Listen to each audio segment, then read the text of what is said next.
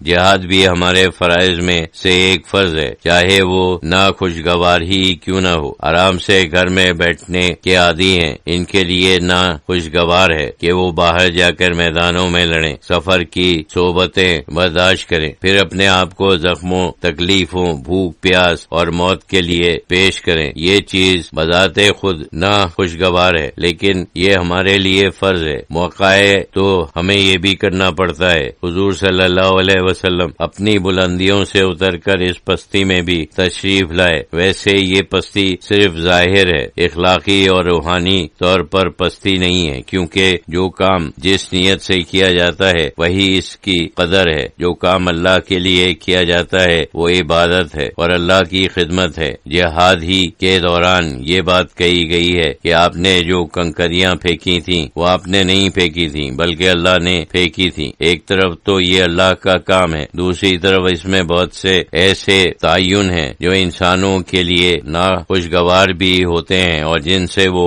فطری طور پر گریز بھی کرتا ہے۔ اتنی بلندی سے اتر کر اتنی پستی میں آنا بھی آپ کا کمال ہے۔ ان سب پہلوؤں کو ہمیں دیکھنا چاہیے اور سمجھنا چاہیے کہ صرف گھروں میں بیٹھ کر عبادت کرنا مسلمانوں کے لیے کافی نہیں ہے، بلکہ اپنی حفاظت کرنا، اپنے دشمنوں کا مقابلہ کرنا اور امت مسلمہ کے ساتھ ہر لحاظ سے خیر خواہی کرنا، یہ سمجھ کر نہیں کہ ہم ان سے بہتر ہیں، بلکہ صرف یہ سمجھ کر کہ ہم ان میں سے ایک ہیں، ان سے بہتر نہیں ہے، صرف ان کے برابر ہیں، بلکہ ان سے بھی بدتر ہیں۔ یہ بھی فرض ہے۔ ایک دفعہ کسی صحابی نے رسول اللہ صلی اللہ علیہ وسلم سے اسلام کی تعریف پوچھی۔ سننے والوں کے ذہن اور فکر کے مطابق مختلف سوالات کے جوابات دیا کرتے تھے۔ اس موقع پر آپ صلی اللہ علیہ وسلم نے فرمایا کہ اسلام کے معنی خیر خواہی کے ہیں، اللہ کے ساتھ خیر خواہی، رسول اللہ صلی اللہ علیہ وسلم کے ساتھ خیر خواہی اور سارے مسلمانوں کے ساتھ خیر خواہی۔ بہرحال چند باتیں ہیں اور باتیں ہی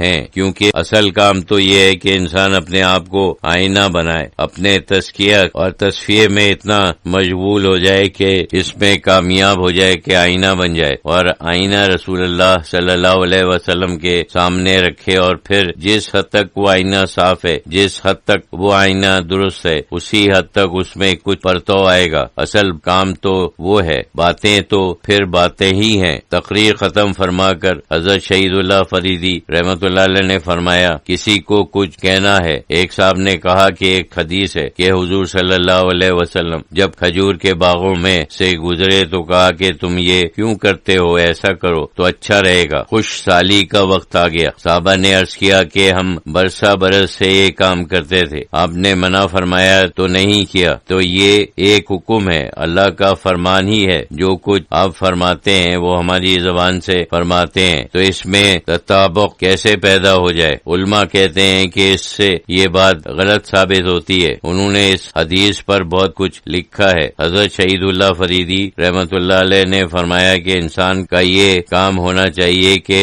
تطابق کرے، نہ کہ اختلاف۔ جو دو پہلو سامنے آ جاتے ہیں تو لوگ جھگڑا اور تنازع کرنا شروع کر دیتے ہیں، حالانکہ ان چیزوں میں تطبیق ہوتی ہے۔ بات یہ ہے کہ جب آپ نے فرمایا کہ انما انا مثلکم، کہ میں تمہاری طرح ایک انسان ہوں، تو اس کے معنی یہ ہے کہ بعض ایسے اوقات ہوتے ہیں جس وقت آپ عام انسانوں کے لیے بھی کام کرتے ہیں۔ یہ صفت ہر چیز وہی ہے، جو کچھ آپ فرماتے ہیں وہ وہی ہے، جو کچھ آپ کرتے ہیں وہ اللہ کی طرف سے ہے، وہ سمجھو عام طور پر ہے۔ بعض اوقات ایسے ہوتے ہیں جس وقت آپ عام انسان کی طرح کام کرتے ہیں۔ اس میں ایک تعلیم ہے کہ انسان پھر بھی انسان ہے، اس میں تھوڑی سی کوتاہی کا امکان ہوتا ہے۔ قرآن شریف میں یہ بھی ہے کہ آپ نے اس غریب آدمی کی بات کیوں نہیں سنی، اس امیر آدمی کی طرف کیوں متوجہ ہوئے؟ یہ کوئی گناہ تو نہیں تھا، لیکن یہ بات اللہ تعالی کی مرضی کے مطابق نہیں تھی، یعنی وہ بہتر نیکی تھی